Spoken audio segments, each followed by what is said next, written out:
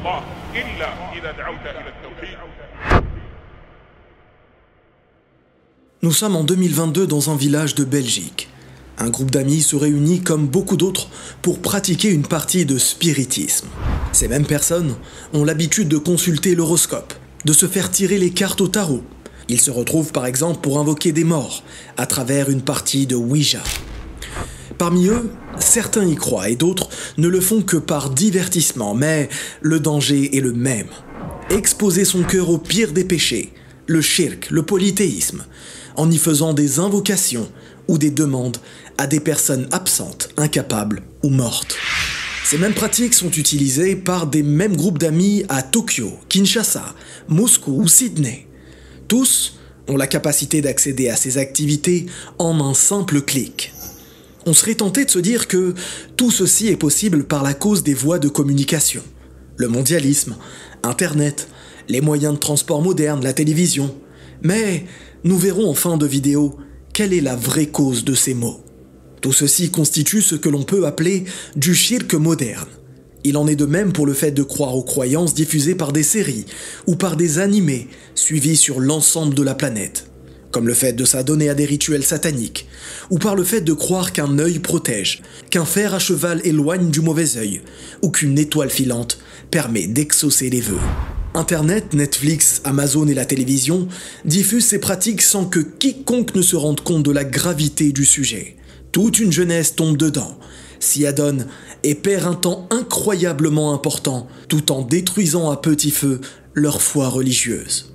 Maintenant, intéressons-nous à une autre époque. Faisons un bond en arrière de 500 ans. Nous sommes en Afrique de l'Ouest, dans les environs des années 1500. Les pratiques de sorcellerie et de charlatanisme se répandent comme une traînée de poudre. Leur pratique consiste à rédiger des talismans faussement protecteurs, des formules magiques farfelues, mais aussi de promettre la richesse ou mettre en déroute des concurrents. À ce sujet, le Maliki El Merili, conseiller islamique auprès de souverains d'Afrique de l'Ouest comme Assika Mohamed Touré, annonce publiquement les paroles suivantes au sujet de la sorcellerie. Quiconque prétend écrire des paroles du livre d'Allah dans le but de la sorcellerie ou toute autre chose du même genre ne doit pas être cru. Ce n'est qu'un imposteur. On doit le chasser. D'ailleurs, ces pratiques existaient et étaient condamnées à l'époque du prophète sallallahu alayhi wa sallam. Ces pratiques sont existantes à la même époque en Amérique, en Afrique du Nord, au Moyen-Orient ou en Asie, de la plus grande des villes au plus petit des villages. En Europe, par exemple, entre 1430 et 1630, le continent européen a connu 110 000 procès en sorcellerie, dont 48% se sont soldés par une condamnation à mort. Et c'est sans compter les exécutions privées et les lynchages publics.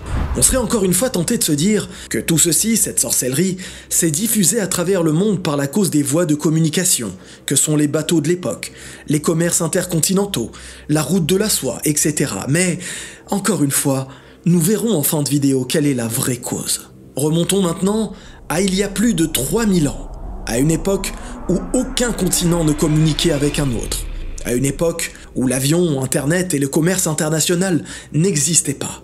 Laissez-moi vous parler de 3 pratiques invraisemblables dont il est fondamental de comprendre l'impact. La première pratique est le culte des morts. À travers le fait de sacraliser les ancêtres, en sacrifiant pour eux, en priant pour eux, le tout en espérant que ces ancêtres morts exaucent ces invocations.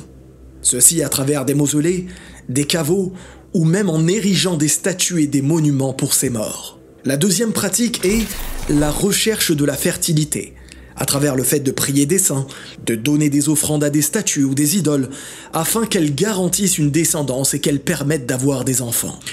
La troisième pratique est la recherche de la santé et de l'abondance, à travers des rituels mystiques, des sacrifices pour des arbres, des pierres ou d'autres divinités, afin que les arbres fruitiers donnent leurs fruits et que les récoltes soient profitables. Eh bien, imaginez-vous, l'ensemble de ces pratiques étaient faites à travers le monde dans tous les continents différents, sans que n'existe aucun moyen de communication ou route commerciale, sans qu'il ne soit possible de s'y rendre, qu'il s'agisse de l'Océanie, qu'il s'agisse d'îles isolées, de continents absolument inconnus il y a plus de 3000 ans, en Afrique, aux Amériques, jusqu'au pôle Nord, tous pratiquaient ces 3 pratiques de shirk que nous venons d'évoquer.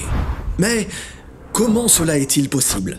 que des pratiques de mécréance, de shirk, de polythéisme se pratiquent dans des lieux différents, alors qu'aucun de ces peuples n'ait pu parler entre eux? La réponse est simple et tient sur deux éléments. Le premier élément, Shaitan a fait la promesse de se dresser devant les êtres humains pour les égarer autant qu'il le pourra. Et la preuve est renfermée dans la parole que Shaitan prononça, dont Allah subhanahu wa ta'ala nous informe dans la sourate Al-A'raf au verset 17. Puis, je les assaillerai de devant, de derrière, de leur droite et de leur gauche, et pour la plupart, tu ne les trouveras pas reconnaissants. Qatada nous informe que lorsque Shaitan assaille l'être humain par la droite, c'est pour l'empêcher de faire des bonnes actions, et lorsqu'il l'assaille par la gauche, c'est pour l'inciter à effectuer des péchés. Deuxième élément, Allah a certes envoyé un messager dans chaque communauté de cette planète, appelant au tawhid, à l'unicité. Et la preuve est renfermée dans la parole d'Allah lorsqu'il nous informe dans la sourate Les Abeilles au verset 36. Nous avons certes envoyé dans chaque communauté un messager pour leur dire « Adorez Allah et écartez-vous du tyran ». Ces deux éléments prouvent que peu importe l'époque et peu importe l'endroit, Shaitan ne cessera de tenter l'être humain par le shirk, le pire des péchés, le seul qu'Allah ne pardonne pas si l'on ne s'en repent pas avant la mort ou avant l'heure du jugement dernier.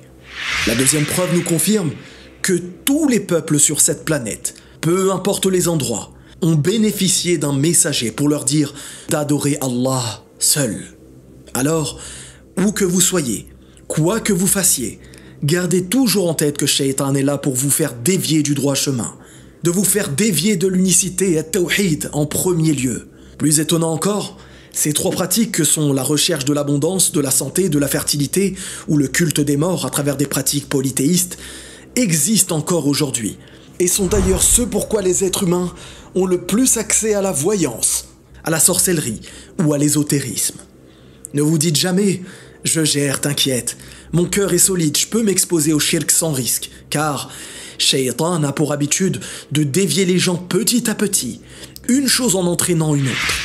Pour finir, Ibn Abbas radiyallahu anhu rapporte que le prophète sallallahu alayhi wa sallam formulait souvent cette invocation. « Mon Dieu, je te demande de m'accorder le pardon et la force dans ma religion, ma vie mondaine, ma famille et mes biens.